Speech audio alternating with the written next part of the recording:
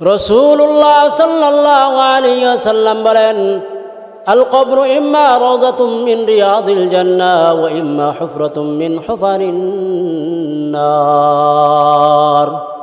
রাসূলুল্লাহ সাল্লাল্লাহু আলাইহি ওয়াসাল্লাম বলেন, এই কবরটা জান্নাতের বাগান সমূহ থেকে কারো জন্য একটি জান্নাতের বাগান হবে, ওয়া ইম্মা হুফরাতুম মিন হুফারিন নার, অথবা জাহান্নামের গর্ত সমূহ থেকে কারো জন্য একটি গর্ত হবে। এই দুই অবস্থার বাইরে তৃতীয় কোনো অবস্থা আর কারো জন্য হবে না।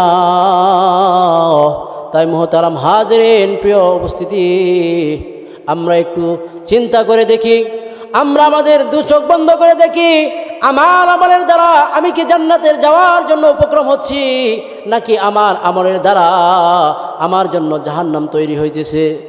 মুহতারাম হাজিরিন, মৃত্যুর পরে সর্বপ্রথম গাটি হলো কবর। মৃত্যুর পরে আখিরাতের গাটি সময়ের মধ্য থেকে সর্বপ্রথম গাটি হলো কবর। কোনো ব্যক্তি যদি এই কবর নামক গাটিতে ধরা খেয়ে যায়, তাহলে বাকি যে গাটিগুলো রয়েছে সেই গাটিগুলোর মধ্যেও সে ধরা খেয়ে যাবে। আর যদি কোনো ব্যক্তি এই কবর নামক গাটিতে ছাড় পেয়ে যায়, তাহলে বাকি যে গাটিগুলো আছে সেই গাটিগুলোর মধ্যেও সে ছাড় পেয়ে যাবে।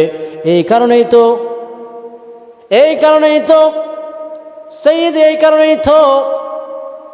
আশারায়ে মুবাশশারা খলিফাতুল মুসলিমিন যুন্নূরাইন হযরতে উসমান রাদিয়াল্লাহু তাআলা আনহু যখন তিনি কবরের পাশে দিয়ে যাইতেন, তখন তিনি এত পরিমাণে কান্না করতেন যে ওনার চোখ থেকে অশ্রুগুলো জোরে দাঁড়িয়ে বেয়ে পড়ত।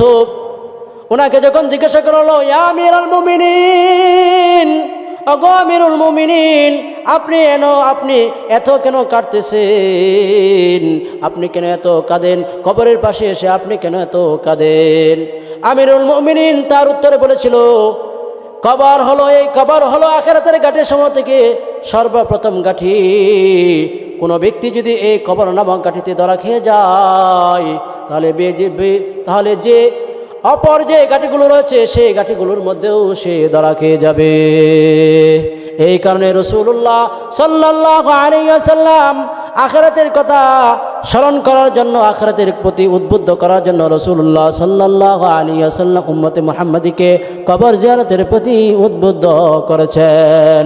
যেমন রাসূলুল্লাহ সাল্লাল্লাহু আলাইহি ওয়াসাল্লাম বলেন, قد نهيتكم عن زيارة القبور فزوروها فإنها تذكر الآخرة। ওগো আমার সাহাবার দল, ওগো আমার সাহাবায়ে কেরাম, প্রাথমিক অবস্থায় আমি তোমাদেরকে কবর জিয়ারত করতে নিষেধ করেছিলাম, সুতরাং তোমরা এখন কবর জিয়ারত করো। ফাইন্নাহা তুযাক্কিরুল আখিরাহ, কেননা কবর আখিরাতের কথা স্মরণ করিয়ে দেয়। হযরতে আবু হুরায়রা রাদিয়াল্লাহু তাআলা আনহু থেকে বর্ণিত, হযরতে আবু হুরায়রা রাদিয়াল্লাহু তাআলা আনহু বলেন, একদা আমরা রাসূলুল্লাহ সাল্লাল্লাহু আলাইহি ওয়াসাল্লামের সাথে এক কবরস্থানে গেলাম। রাসূলুল্লাহ সাল্লাল্লাহু আলাইহি ওয়াসাল্লাম একটি কবরের পাশে দাঁড়িয়ে তিনি বললেন, এমন কোনো দিন অতিবাহিত হয় না যেদিন কবর স্পষ্ট ভাষায় এই কথা বলে না যে, হে বনি আদমের দল, তোমরা আমাকে ভুলে গেছো, আমি খুবই ভয়ঙ্কর একটি ঘর, পোকামাকড়ের ঘর, খুবই সংকীর্ণতার ঘর। খবরের আযাব কত কঠিন, সহিতে আমি পারিব না। মৃত্যু যন্ত্রণা কত কঠিন, সহিতে আমি পারিব না। ও গো দয়াময় হে রহিম, চাই যে তোমার শুধু করুণা।